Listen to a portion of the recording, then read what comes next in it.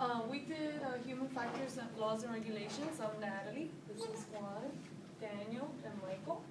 And basically our topic was really broad because it really encompasses two different things and how they interact with each other. First thing is human factors. This relates to, thank you.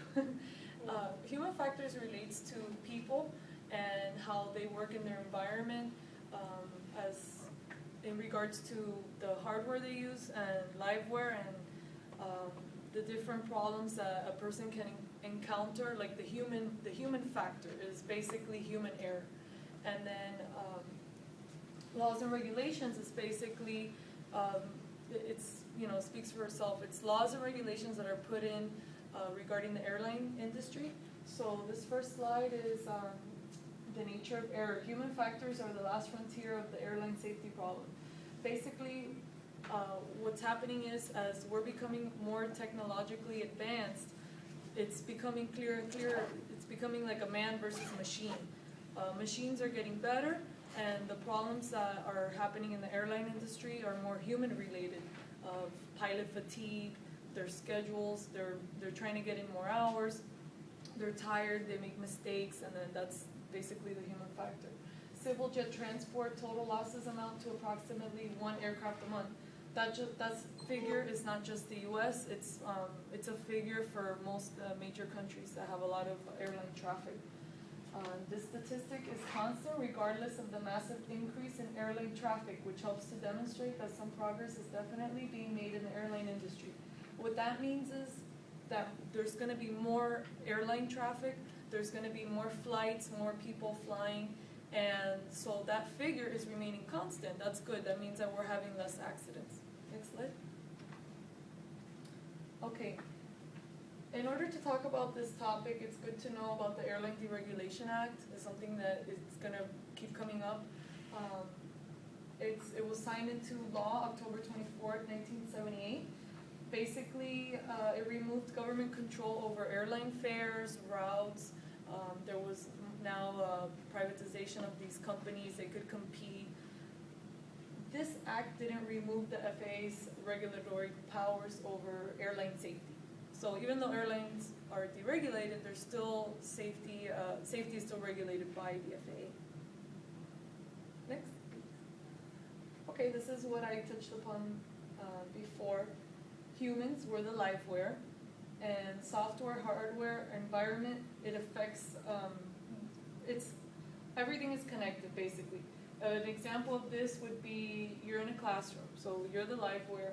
The hardware could be your computer, software could be some information that you're receiving, that you're processing, and the environment could be you're too cold, you're too hot, you feel you're uncomfortable in your chair.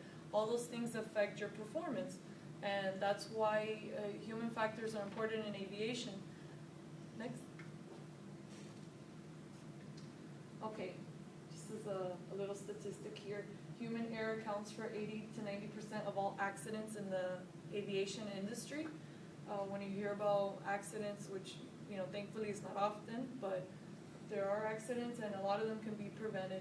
That's why there's a lot of checks and checks that you have to go through before you fly an airplane. Poor design and ergonomics is also a culprit for human error. That's something that you can see in the captain's chair of an airplane. Those chairs cost probably like $150,000. It's important for them to be comfortable while they're flying an airplane, especially if it's like across the Atlantic. Next. This is a little statistic. In the past, 1940s, the altimeters that they used to use back then, they were very misleading, and that's when they started tracking those little problems. That's when they started this new standard of tracking errors in order to make aviation safer. And this is like a little precedent to how they started making new laws and stuff, because as they would collect data, they would make improvements in making laws to prevent accidents. Okay. This little chart is just to show you the different types of errors that people make.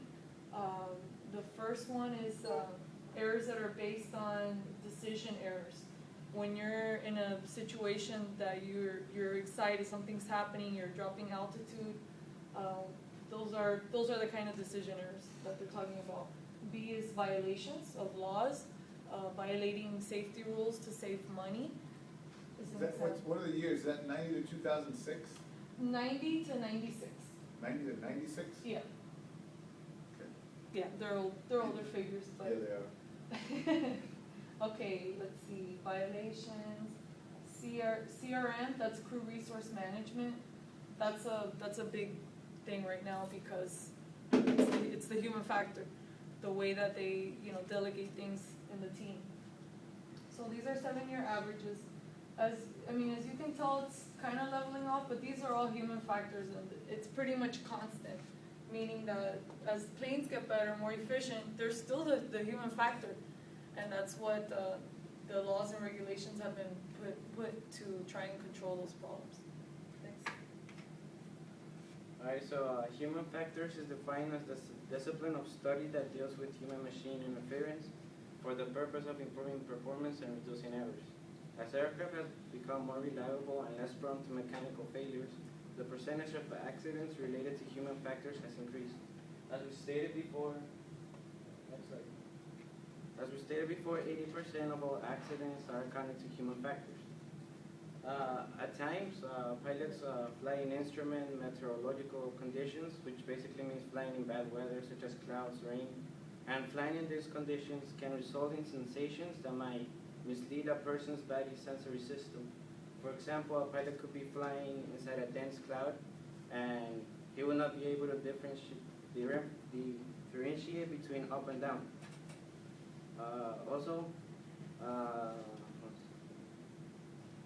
A pilot could also fly on visual meteorological conditions, which is the same as VFR, where they have to maintain visual separations from other aircraft.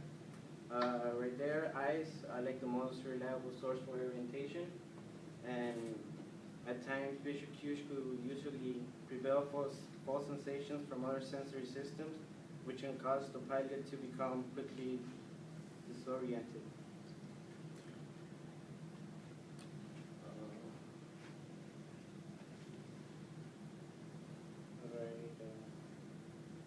Also, another thing that could become a factor is optical illusions.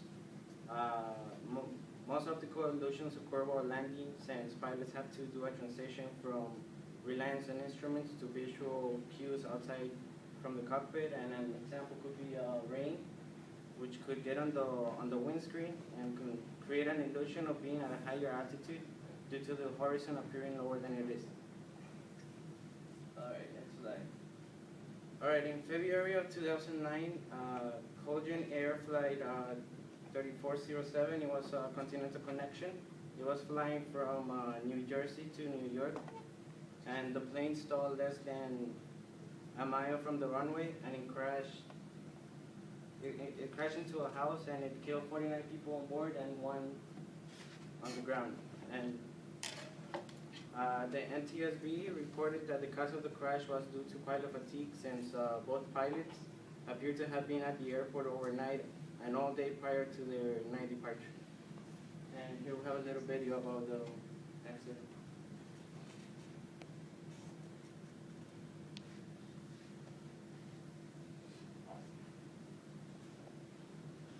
They are questions that must run through the minds of airline passengers on occasion. How competent is the crew? Are they trained to deal with any emergency? They are questions. Are they fully alert? We got two. Focused on what they're supposed to be doing. There were some disturbing answers to those questions. Today in the case of Colgan Air Flight 3407, crash near Buffalo earlier this year, killing all 49 people on board and 1 person on the ground. Lisa Stark in Washington, D.C. Well, Charlie, NTSB safety hearings got underway today on what brought down this plane and been focused squarely on the pilot's training and experience and what was going on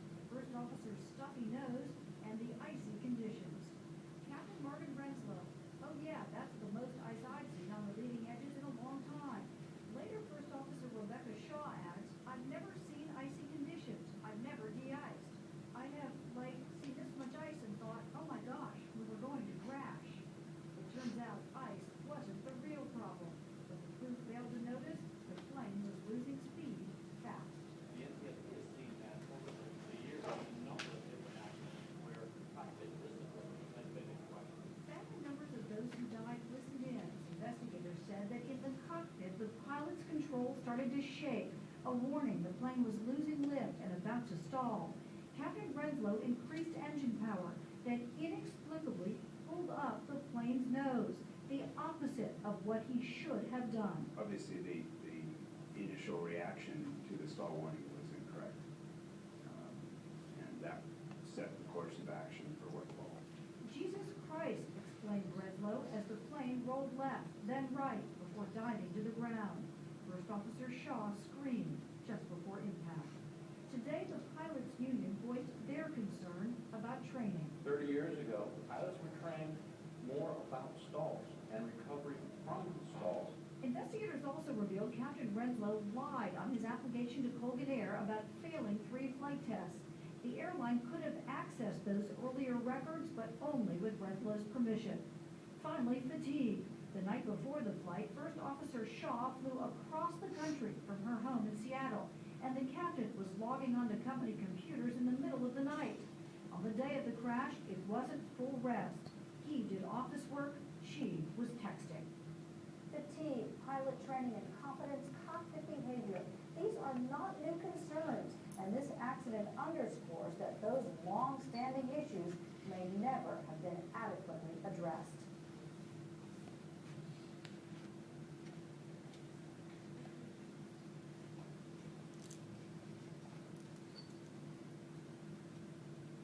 Alright, and after this crash, the FFA administrator Randy Bobbitt, he launched an effort to create a new pilot flight duty and rest proposal based on fatigue.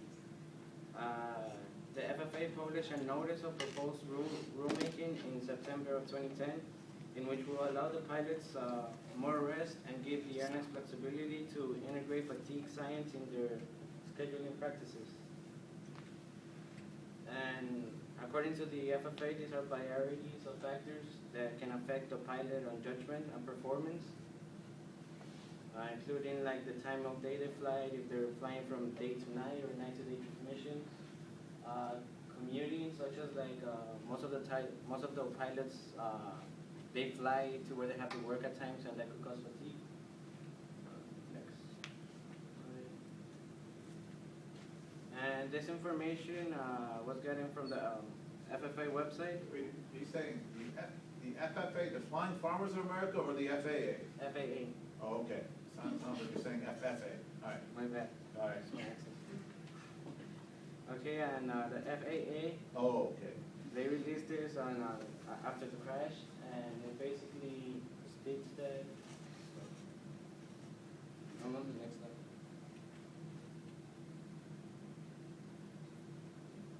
Okay, yeah, that's the time flight regulations for pilots, weekly. Like weekly, the proposal provides the pilots with at least 30 consecutive hours per week free from on duty, compared to the 24 hours free from duty that they had before. Monthly, under the proposal, there is a 100-hour maximum for flight time in 28 days. And yearly, right now, there's occurring 1,000 hours in any calendar from a domestic flight.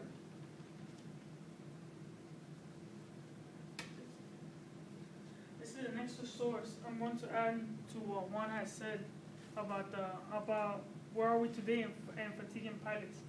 The regional airlines, like American Eagle pilots, their annual salaries start at $20,000 a year.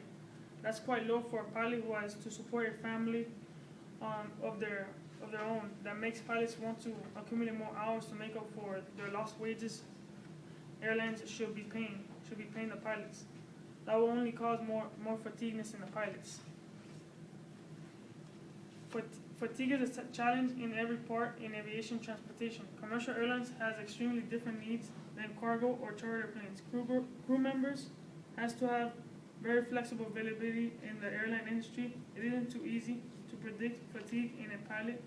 It may make one person inactive but will not affect the other. Long flight legs usually are the one that affect pilots now and then, because from very complex set of factors like moving between time zones, fitness, not enough sleep from all the hours they spend flying, the work schedule disruption, disrupts your rhythm of the pilot's operation performance. Alright, no, sorry. Basically, this is a schedule on a mid shift. Right now, what's been happening with the headlines, news headlines, for the air traffic controllers, the FAA implementation of 2 controllers on the mid shift. Most controllers probably stay up all day, and they take a 2-hour nap before they go back into the mid shift. As the week progresses, they have less hours between shifts and 2 quick turns. The quick turnaround will be, let's say this will be the first quick turnaround, and the second another quick turnaround this will be the second quick turnaround.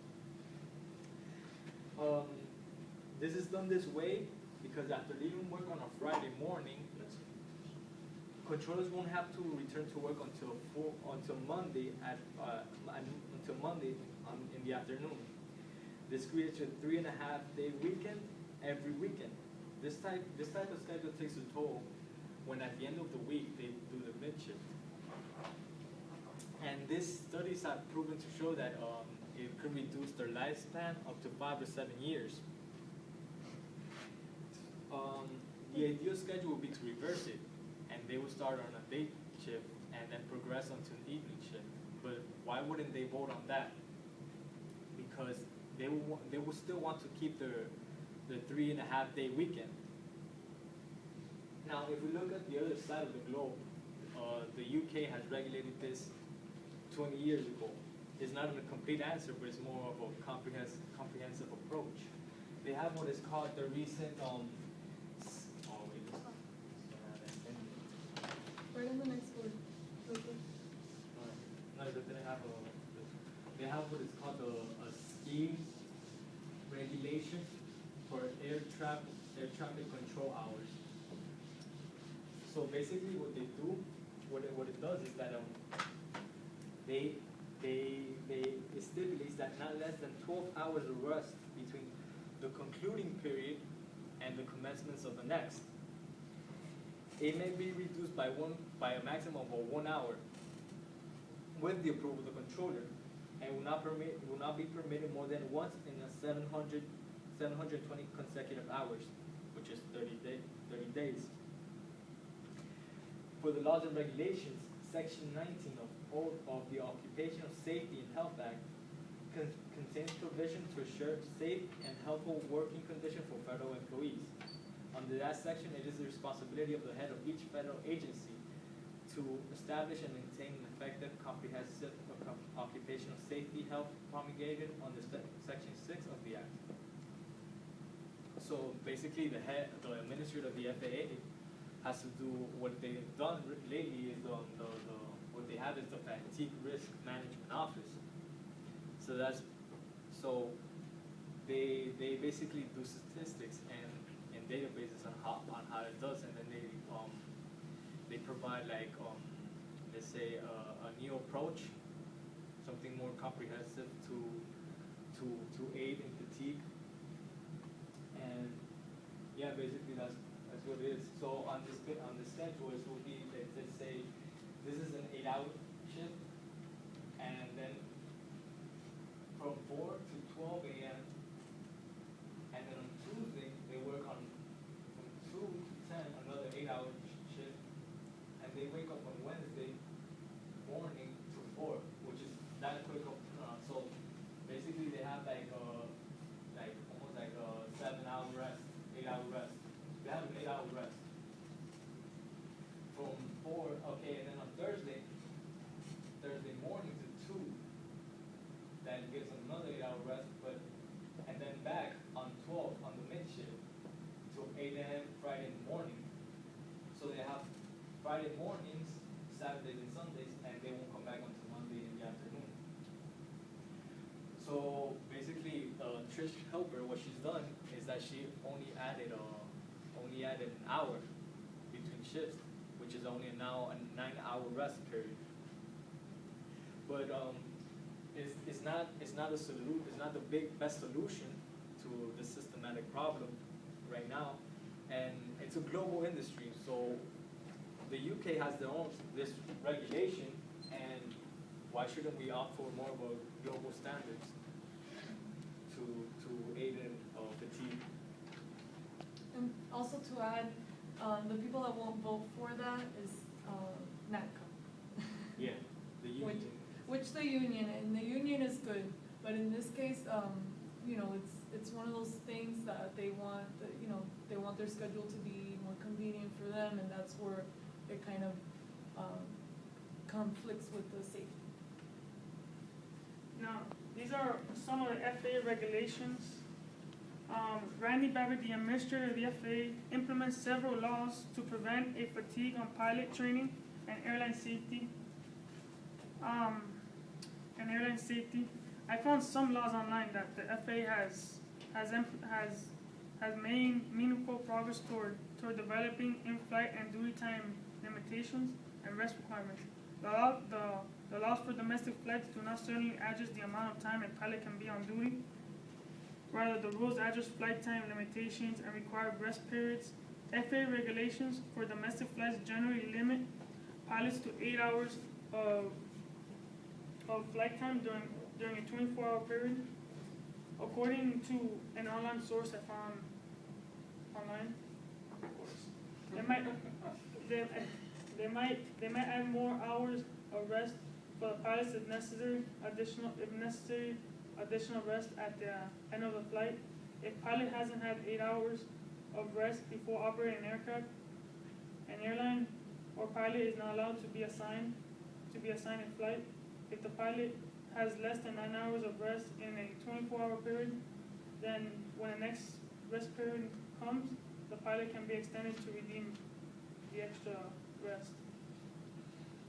As for international flights, if a flight more than 12 hours must schedule a rest period and provide a comfortable facility outside the cockpit. There was other laws I found that the FAA, that when operating an aircraft the following day, the pilot cannot take any caffeine 3 to 4 hours before going to bed. Having an alcohol drink less than 8 hours before operating an aircraft is not permitted. Singles to passengers. Our topic is basically human factors, so it goes in the aviation industry. So we all fall in the same category when it comes to being in flight.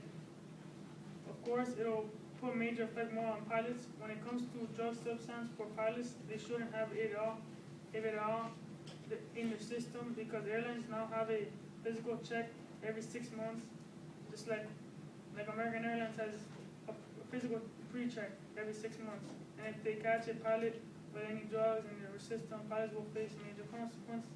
If pilots even operate an aircraft under the influence, they can easily operate the aircraft in careless or reckless manner so as to endanger or harm passengers on board. I also wanted to add the flight surgeon if you're. Sorry about that. And also, one other thing I found online is when a pilot in command of an aircraft requires more than one pilot, is recommended when the aircraft is type certificate for more than one flight crew members, unless pilot in command reaches high qualifications. If you're a pilot or an air traffic controller, whatever, and you need to have a surgery, when you come back, you also have to get a physical from the flight surgeon. He needs to clear you before you go back to work, I've seen that happen at the tower with one of the controllers. He was in an accident on a motorcycle, and he had a head injury, and he actually had to wait. He had like a penalty. He had to wait because he wasn't cleared by the flight surgeon. So that's another way that they regulate the human factor. I'm sorry? Are you paid during that time? Sometimes yes, sometimes no. Yeah, exactly. I guess it depends on the situation. If you do get paid, you're not going to get the full amount. So that's it. Living safely with human error will require the adoption or modification of attitude by many in the aviation industry and governing bodies.